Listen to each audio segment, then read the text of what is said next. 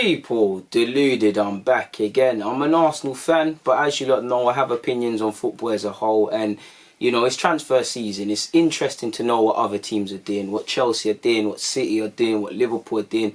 Listen, my home team, you know, we need to know what we're doing, Carl. We need two centre mids, you know. Shout out to the goalie who just got announced. Shout out to Gabriel who's joined this club. But I need one centre mid minimum, ideally two if we want to be serious in relation to top four and the rest of those things in relation to our ambitions. United, now, I'd say when you look at every team, I don't think there's a team in the Premier League, whether they've made signings or not, that's 100% happy with their squad. Nobody is. The minute you do that, you get complacent. I'm not saying you can't be, you know, comfy. We're always going to seek more, and to be fair, we need to rein that in a bit. So you're never going to be happy. I'm sure even the teams that our class is active in the market, you know, I think Chelsea have had a good window. I'd be full of promise, but many fans will point towards, yo, Kepa's still in goal. I know there's talk of Mendy, or say, where's the centre half? And things like that. So I might say Chelsea have had a positive one, but the fans might be different. So that's what I'm getting at. City, I think City need to do a lot more, in my opinion, to make a statement. But, you know, Pep Guardiola is a bad boy, but they've still brought in Ake and Varane. I feel when you look at Arsenal and Man United, out of all of the sort of favourable teams to put in the Premier League, I'd say Arsenal and Man United probably the sets of fans in comparison to Chelsea, to a degree Spurs with Bell and Reguilon now in the club. I know they need a centre-half, and the rest of it, Liverpool brought in Thiago and Jota and the man there now, so it shakes that up. Arsenal and United would probably be the fans a bit, the more sour, you know. I still think there's a chance Jadon Sancho goes to United, but there's 2 weeks left. They ain't brought a right winger in. I think they need a centre-half. They've come out today and said, well, the Athletic has said that United are not looking for a centre-half. David Ornstein said, Man United do not view a centre-back as a priority. United have been offered players who could potentially help bolster the defence, but it's been made clear that that there are other positions of more imminent concern. And there is, you know, there is. I think they need maybe a defensive mid, because you look to add a bit more balance. You look at Van der Beek, you look at Pogba, you look at Bruno, they're on the other side. You maybe bring in someone, because Matic isn't going to be there forever. I'm not too sure what Fred is going to be on. He's shown some patches and some not. McTominay is quite a limited player, even though he can do a role. So I'd say that. Personally, I think they need a right wing. But, you know, Ferguson said it himself. You know, strikers make the differences. Defence wins you league titles. And that isn't a Man United defence of old. That isn't a title-winning defence. Wan-Bissaka's decent. You know, he's not a bad player. I really rate him. He is one of the best right-backs in the league, for as much as people banter about. You know, I think they need a left-back, but you can move with Shaw. Shaw is not proper dead. Like, ideally, you want to upgrade, but you can move with Shaw. I actually don't mind Maguire. I know, you know, he makes some silly mistakes. He looks calam, you know, 80 million. But I think if he wasn't 80 million, then there would be nothing said. I do think they need a centre-half. You've got Bailly, who is a fright risk. You know, he's always injured. He's a quality player, but he injures himself. He's a bit reckless. Smalling and Jones are technically on the books. That's a myth. You know, they've got Tashabi as well and Fosu Mensah, who at this moment in time are squad players. If I forgot anybody out of them options, Rojo or Smalling, who's technically there, they can't be relevant. They need a centre-half. Again, I don't buy it. And listen, at the end of the day, I'm just a fan. I'm not even a fan of Man United. So my opinion isn't relevant. I'm not Woodward. I don't know what they're going to do. They need a centre-half. Clearly, a blind man can see you need a centre-half. You know, you have to use Maguire because you spent 80 million. Lindelof don't look like the partner for him. Bailly, I like Bailly, but he's never fit. So, you know, you can't put all your eggs in his basket. They need a centre-half. I don't buy that they're not looking for a centre-half, you know. Not that it's relevant.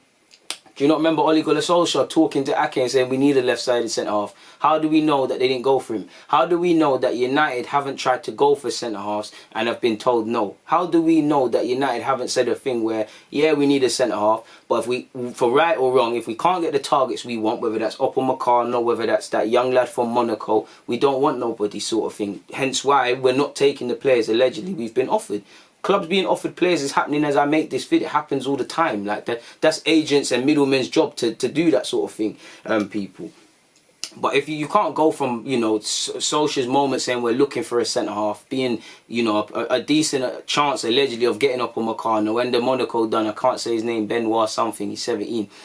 They're clearly going for a centre-half, and to be honest, they're hardly going to tell anyone that they want a centre-half. If everybody, it's like Arsenal, you can see the issues defensively. Why would you come out and look more desperate? Surely they're looking for a defender. Obviously, they've got that young Mengi, I can't say his name, but he's decent. He's got good strength, he can play, he's got a decent recovery pace. I think he played against Salford for their 23s. I could be wrong, but I know he's been in and around the first team. But even then, you know, You know, you're not really convinced with Mengi, Teshebe and Fosu Mensah, who's played fullback but can be used at centre half as well in a couple roles.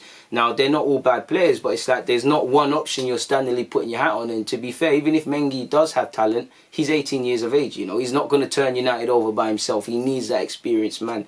So United, as you saw, without actually, you know, I'm not saying selling Lukaku wasn't the right thing. It was, you know, but you could see, even with Ighalo coming in, that as good as Greenwood and Rashford and all these players in, before they had that, they really could do with a number 9. So could that same logic be that centre half? If United genuinely feel they've got the centre halves at their disposal to move forward with, it is what it is. But I don't believe it, people. I think they're going to sign a centre half. I think they're in the market for one. But the Athletic has said, with these options in mind, for obviously what I said earlier, United do not view centre-half as a priority for the market, and the Athletic has been told there's been no change in strategy despite the perceived weakness. They've been offered players who could potentially help bolster that part of the team. However, it has been made clear in conversations that other positions are of more immediate concern. So maybe they're trying to get a right winger in. They'll see what they can do.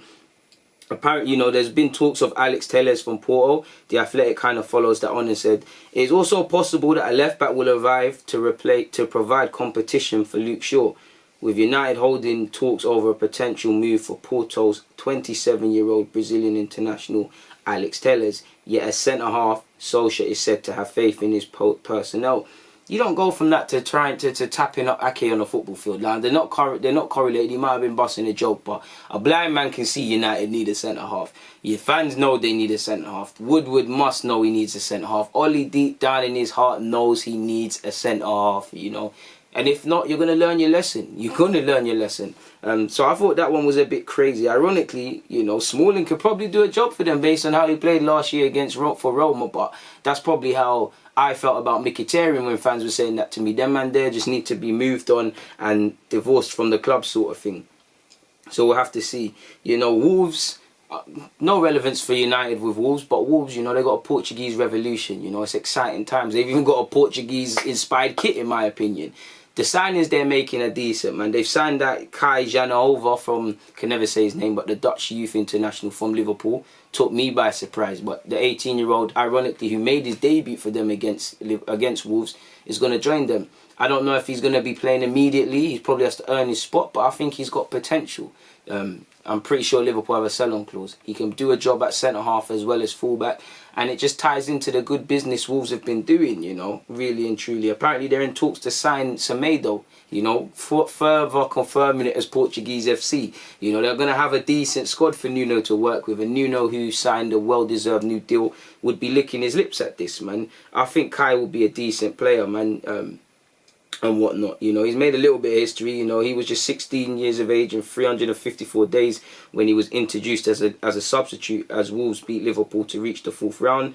That obviously made him the 3rd youngest player to make an appearance for the Reds and the youngest to ever do it in the FA Cup. And he needs to be selfish, you know. He's a Dutch lad. I can't remember if he's come from Ajax or PSV or whatever, but he's obviously joined that academy to develop. He's gone to Liverpool to learn under Klopp and that Liverpool. And for whatever reason, he might say, yo, my path to the first team isn't there, or I'm not getting what I want. I don't want to go out on loan. Let me move to Wolves. You know, it still might not even work out for him at Wolves. I think it's going to be a hit, but he might say, let me go to Wolves, let me get a bit more exposure and then bust out. I think he's going to be a decent player, and I think it's decent times for Wolves. Wolves have actually made some changes to their scouting department. People, apparently 10 part-time scouts have been laid off in what was explained to them as a cost-cutting procedure, obviously probably in line with COVID, and maybe just changing their strategy for how they scout and bring in players. So it's exciting times for Wolves, man. Really exciting times, man. When I was growing up in school, in primary school, I never thought that you would see this day with Wolves. But, you know, this is the excitement of the Premier League. And I like Wolves, man. They're a big club, you know, loyal fan base. You know, they've done it by the book. Yeah, they're bringing in players, but they're doing it by the book, man. And I like Nuno. I like what Nuno is doing. You know, I like Wolves, man. I like what they've been about in the Premier League. Same way I like Sheffield. I don't really like teams that get promoted and, you know, they're just here for the sake of it, like Bournemouth. Like, what were Bournemouth trying to do? Wolves are trying to do some big boy stuff in this league, respectively. Do you get it? You know, Leeds strike me as a team that, yeah, the priority is to stay up in this league, but they want to, you know, we're Leeds, you know, man, remember us in the Premier League. We want to be certified. And I think Wolves are of that ilk as well. And Wolves, like Leeds, belong in the Premier League. And Wolves, you know, taking off my Arsenal cap, you can't say you haven't enjoyed Wolves in the Premier League. You know, they got the Jimenez's, Adama's been getting his plaudits. You know, Neves, you know, how the hell did they get Neves? That one there shocked me as well, but they managed it. They're doing their thing, man. So, yeah, I just wanted to offer my opinions about Wolves towards the end, and Man United or Ole Gunnar Solskjaer, whoever saying they don't need a centre-half, because I think he's moving mad, and I think that's lies, and I think United will sign a centre-half. What do I know? I'm just a fan, and it's more me saying that is more so thinking, surely you're gassing and you know you need a centre-half sort of thing. So we'll have to see.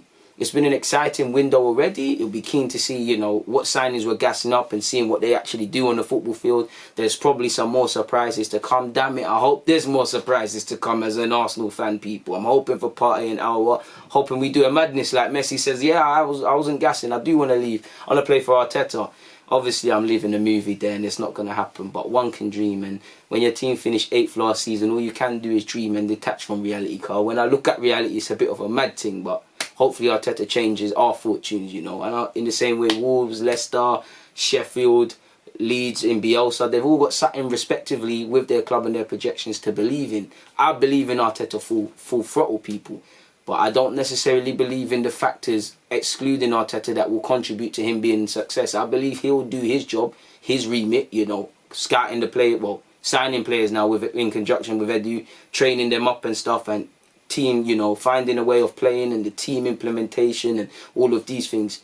Will the owner splash the cash? Will everybody else pull in the same direction and hold themselves to the same high accounts I think Arteta is doing, not just with himself, but his coaching staff and the players? We'll have to see, people. On that note, Deluded, I'm out. Please comment, subscribe and do the rest.